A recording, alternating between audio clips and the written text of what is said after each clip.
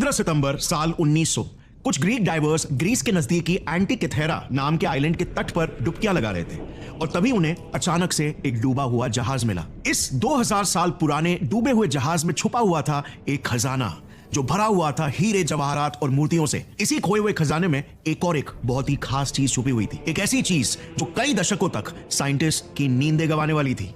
खजाने में मिला एक बहुत ही अद्भुत किस्म का यंत्र जो कुछ ऐसा दिख रहा था। यह एक 2000 साल पुराना यंत्र था और फिर अगले 50 सालों तक इस पर रिसर्चेस करने के बाद जब एक साइंटिस्ट डेरिक प्राइस ने इसे एक्सरेज के जरिए देखा जानने के लिए कि इसके अंदर एग्जैक्टली क्या है, तो यह तस्वीर सामने आई।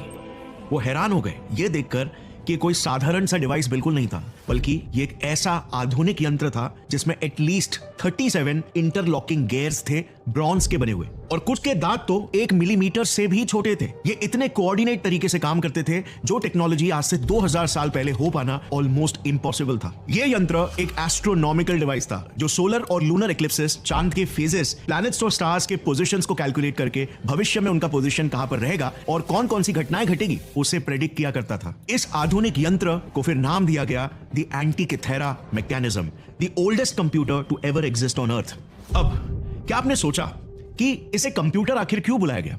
कंप्यूटर्स तो ऐसे दिखते हैं ना, तो किस लिहाज से ये डिवाइस एक कंप्यूटर हुआ? तो फिर क्या हम आज के कुछ इलेक्ट्रॉनिक गैजेट्स जैसे TV, microwaves, geysers, water purifiers, क्या इन्हें भी कंप्यूटर्स बोल सकते हैं क्या?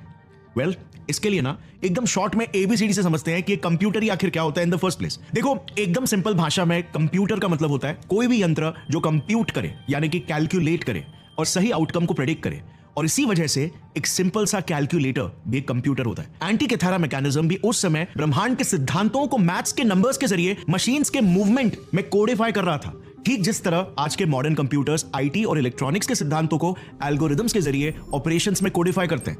और इसीलिए सबसे पुराने कंप्यूटर्स का जन्म इलेक्ट्रॉनिक सर्किट्स में नहीं बल्कि मैकेनिकल सर्किट्स में हुआ था।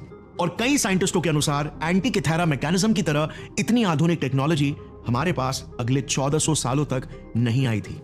और फिर आया कंप्यूटर्स के इतिहास में एक बड़ा माइलस्टोन।